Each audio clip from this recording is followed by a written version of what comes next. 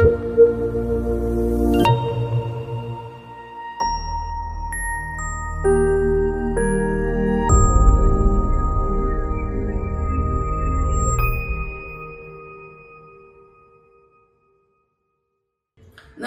मी अनिता पाध्ये. मायाजाल या सिरीज मध्ये आपलं सर्वांचं स्वागत आहे.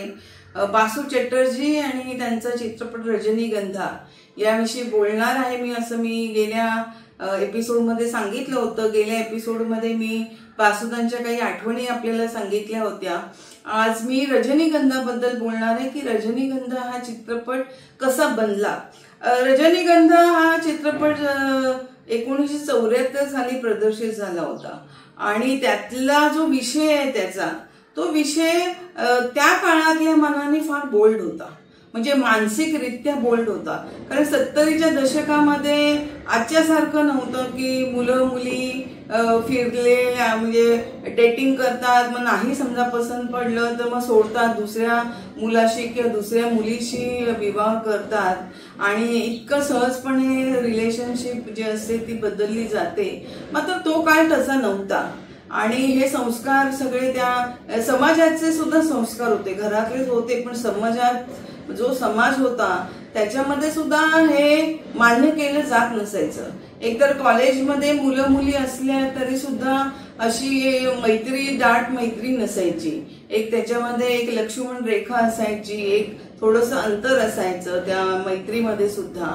आणि रजनीगंधाची जी हिरोईन आहे ती एका मुलावर आधी प्रेम करत असते. कॉलेजमध्ये असताना काही कारणाने त्या मुलाशी तिचे संबंध दुरावतात आणि तिच्या आयुष्यामध्ये एक दुसरा मुलगा येतो. दोघंही लग्नापर्यंत त्यांची बोलणी होता. घरी सुद्धा तिच्या त्या मुलाबद्दल माहिती होतं, हा जो दुसरा प्रियकर आहे त्याच्याबद्दल, आणि घरनं सुद्धा म्हणजे भावाची आणि वहिनीची परमिशन असते. त्याच काळामध्ये असं होतं की नोकरीच्या कॉलसाठी म्हणून ती मुंबईला जाते हिरोईन, आणि तिथे तिची भेट जी आहे ती आपल्या पहिल्या प्रियकराशी होते. आणि तो जो सगळा काही मधला काळ होता जेव्हा दोघांचं प्रेम होतं, नंतर फारकत झाली होती, त्याच्यानंतर अनेक वर्षांनी दोघं जण भेटलेले असतात आणि त्या काळामध्ये तो मुलगा जो आहे पहिला प्रियकर तो तिला मदत करतो. त्याच्या बोलण्यामधला तो सॉफ्टनेस आणि एक थोडंसं दोघंही मनाने कुठेतरी एकमेकांकडे ओढले जातात आणि तिच्या मनामध्ये हा संभ्रम निर्माण होतो की मी नवरा म्हणून आता कोणाची निवड करू, माझ्या पहिल्या प्रियकराची की आता माझा जो प्रेझेंट प्रियकर आहे वर्तमान काळामधला तर त्याच्याशी मी लग्न करू. हा अतिशय बोल्ड विषय होता त्या काळाच्या मानाने. त्या काळातल्या ज्या स्त्रिया होत्या किंवा मुली होत्या त्यांच्या आयुष्यामध्ये अशा अनेक घटना झाल्या होत्या. तर रजनीगंधा हा जो चित्रपट आहे हा मनू भंडारी ख्यातनाम लेखिका फार सुंदर लिहित असत. त्यांच्या यही सच है या कथेवरनं होते. जेव्हा बासुदा सारा आकाश बनवत होते तर सारा आकाश हा राजेंद्र यादव यांच्या कथेवर होता आणि राजेंद्र यादव यांच्या पत्नी मनू भंडारी. तर त्या काळामध्ये यादवजींनी मनू भंडारींच्या काही कथा बासुदांना वाचायला दिल्या होत्या. त्याच्यामध्ये ही एक कथा होती यही सच है आणि बासुदांना हे फार आवडलं आणि ते मूळ पुस्तक जे आहे पुस्तकातली जी कथा आहे ना ती पत्र रूपामध्ये आहे की दोन मैत्रिणी आहेत की एक आता लग्न होऊन दुसरीकडे राहते आहे आणि एक तिच्या नेटिव्ह प्लेस मध्ये राहते आहे आणि तिच्या आयुष्यामध्ये ह्या सगळ्या गोष्टी घडतात. तर ती पत्र रूपाने आपल्या मैत्रिणीला हे सगळं सांगते आणि ती मैत्रीण सुद्धा तिच्या गोष्टी शेअर करते. तर पत्र रूपाने एकमेकींना त्या एक जवळ येत आहेत की आपल्या मनातल्या गोष्टी सांगतायत. कारण तेव्हा पत्र हा फार मोठा दुवा असायचा माणसांमधला. आता पत्र बंद झाली, मात्र त्या काळामध्ये पत्र आणि पोस्टमन आणि हे सगळं पत्राची वाट बघणं हा एक खूप वेगळा अनुभव असायचा. तर पत्रांमधला हा सगळा दोघींचा संवाद आहे आणि बासुदाने तो इतक्या सुंदररित्या फिक्शन मध्ये म्हणजे पटकथेमध्ये तो इतका सुंदर पद्धतीने सादर केला. सारा आकाश नंतर बासुदांनी पिया का घर नावाचा चित्रपट बनवला होता राजश्री प्रोडक्शन साठी. त्या चित्रपटामध्ये अनिल धवन, राजा परांजपे, त्यानंतर आगा होते, आणि जया भादुरी, म्हणजे तेव्हा जया बच्चन झाल्या नव्हत्या, जया भादुरी अशी सगळी स्टारकास्ट होती त्याच्यामध्ये. जया भादुरी आणि अमिताभ बच्चन यांचे प्रेम संबंध तेव्हा सुरू झाले होते आणि अमिताभ बच्चन यांचं अनेक चित्रपट त्यावेळेला फ्लॉप झाले होते. त्याच्यामुळे त्यांना एका चांगल्या चित्रपटाच्या शोधामध्ये होते. तर जया भादुरीने पिया का घर करत असताना बासुदांना सांगितलं होतं की बासुदा, तुम्ही एखादा पिक्चर अमिताभसाठी का नाही बनवत, तुम्ही त्याला घेऊन चित्रपट बनवा ना. कारण पिया का घर खूप चांगला बनला होता आणि तो चित्रपट खूप चालला सुद्धा. बासुदा म्हणाले की हरकत नाहीये, म्हणून बासुदांनी हे मनामध्ये ठेवलं होतं आणि पिया का घरचं जे संगीत होतं ते केलं होतं लक्ष्मीकांत प्यारेलाल या जोडीने. आणि लक्ष्मीकांत प्यारेलाल यांनी सुद्धा जेव्हा पिक्चर बघितला होता, म्हणजे ट्रायल त्याची, तेव्हा त्यांना बासुदाचं काम खूप आवडलं होतं. तर लक्ष्मीकांत प्यारेलाल यांचाच एक मित्र होता ज्याला निर्माता व्हायचं होतं, तर त्याच्यासाठी त्यांनी बासुदांचं नाव सुचवलं की बासू चॅटर्जींबरोबर तू पिक्चर कर म्हणून. तर अमिताभ बच्चन आणि शर्मिला टॅगोर अशी जोडी घेऊन बासुदांनी एक पूजा नावाचा चित्रपट सुरू केला होता त्या निर्माता बरोबर, जो लक्ष्मीकांत प्यारेलाल यांच्या ओळखीचा होता. मात्र चित्रपट सुरू झाला आणि काही दिवसातच बंद पडला, काही पैशांच्या गोष्टी आल्या वगैरे सगळं. त्याच्यामुळे अमिताभ बरोबर जे काम करायचं होतं तो भाग सगळा बाजूला पडला. त्याच्यानंतर एक सुरेश चंद्र नावाचा अमेरिकेत राहणारा माणूस भारतामध्ये आला आणि त्यांनी पिया का घर बघितला होता, तर तो बासुदांच्या शोधार्थ आला आणि एक दिवशी बासुदांना भेटला तो आणि बासुदांना त्यांनी सांगितलं की मला एक चित्रपट बनवायचा आहे, तर तुम्ही माझ्यासाठी चित्रपट बनवा. तर तेव्हा बासुदांनी त्यांना यही सच है, हे जी मनू भंडारींची कथा होती ती सांगितली की त्याच्यावरती आपण चित्रपट बनवूया, ती खूप चांगली कथा आहे.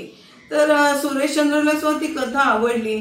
तर बासुदांनी अमिताभ बच्चन, शर्मिला टॅगोर, कारण त्यांच्या दोघांबरोबर ते काम करत होते, मात्र तो चित्रपट काही पुढे सरकला नव्हता, त्याच्यामुळे ती जोडीच घेतली आणि शशी कपूर या तिघांना त्यांच्याशी बोलणी केली. तिघही म्हणजे अमिताभ बच्चन, शर्मिला टॅगोर तर तयारच झाले आणि शर्मिला टॅगोर त्यांना सतत सांगायचं की बासुदा, तुम्ही ह्या चित्रपटामध्ये सुद्धा ये जीवन है, जे पिया का घर मधलं गाणं आहे बॅकग्राऊंडला किशोर कुमारने गायलेलं, तर तसंच गाणं तुम्ही ह्या चित्रपटामध्ये पण आपण एक गाणं घेऊया म्हणून, कारण त्यांना खूप आवडलं होतं शर्मिला टॅगोरना. जेव्हा ह्या तिघांशी बोलणं झालं आणि ते सुरेश चंद्रला सांगितलं बासुदांनी की मी अमिताभ, शर्मिला टॅगोर आणि शशी कपूर यांच्याबरोबर काम करतोय, म्हणजे नंतर जे आहे की अमोल पालेकर, विद्या सिन्हा आणि दिनेश ठाकूर.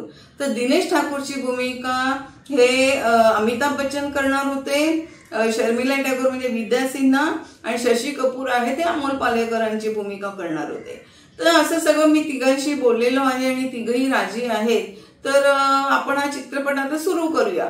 मात्र सुरेश चंद्र म्हणाले की नाही, अमिताभ फार फ्लॉप ऍक्टर आहे, त्याचे अनेक पिक्चर पडलेले आहेत, तर मला अमिताभ बच्चन नको, तुम्ही दुसरा कुठला तरी कलाकार तुम्ही घ्या.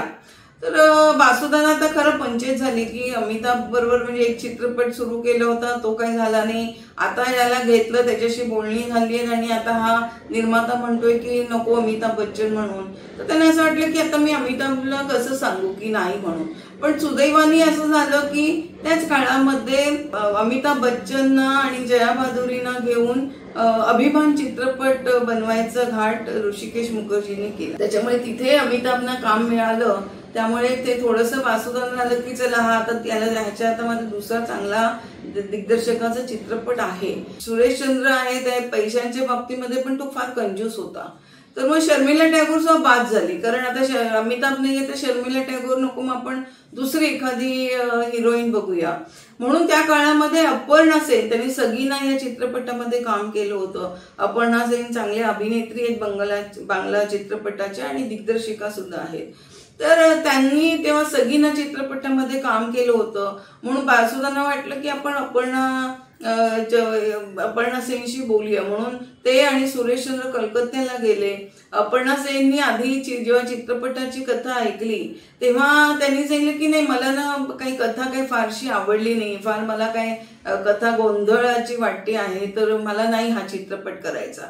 तर दोघेही परत आले, दोघेही विचार करत होते की काय करायचं आता, कशा पद्धतीने आपण हा चित्रपट करायचा वगैरे.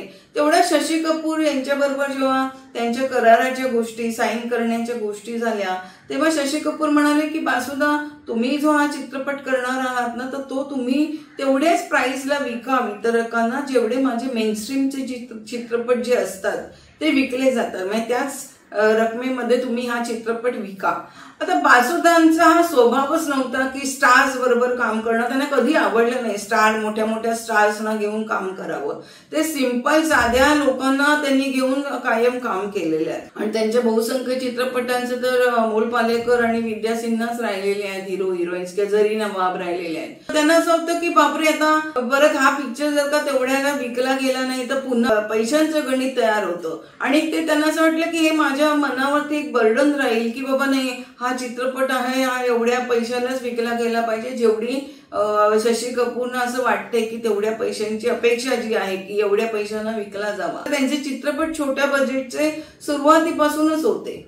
नंतर सुद्धा बासुदा मोठे दिग्दर्शक बनले, मोठे निर्माता पण बनले, मात्र त्यांनी नेहमी कायम छोट्या बजेटचे चित्रपट केले. असे भव्य दिव्य सेट बीट असं काही नाही, फ्लॅटमध्ये वगैरे सुद्धा त्यांनी शूटिंग केलेलं आहे. आणि बासुदांची तर मोठी खासियत राहिलेली आहे की बासुदा मुंबईमध्ये आउटडोर शूटिंग फार करायचे. पिया का घर बघा किंवा तुम्ही छोटी सी बात बघा, त्याच्यामध्ये तुम्हाला सगळी मुंबई दिसते.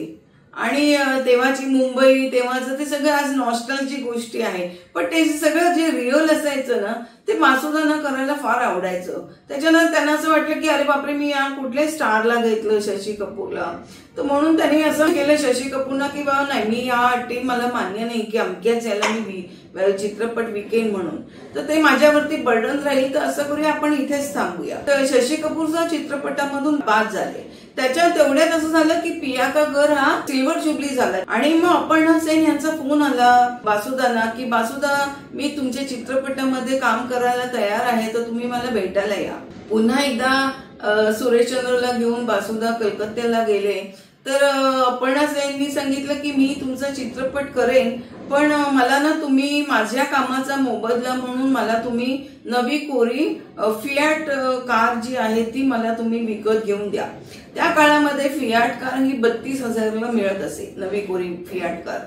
तर बासुदाने ती पण अट मान्य केली.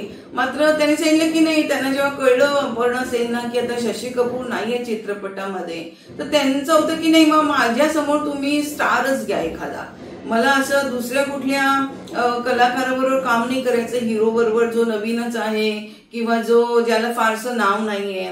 कारण त्यावेळेला शशी कपूरनं जेव्हा बाद केलं चित्रपटामधून, तेव्हा बासुदांना असं वाटत होतं की आपण समीत भांजा बरोबर काम करावं.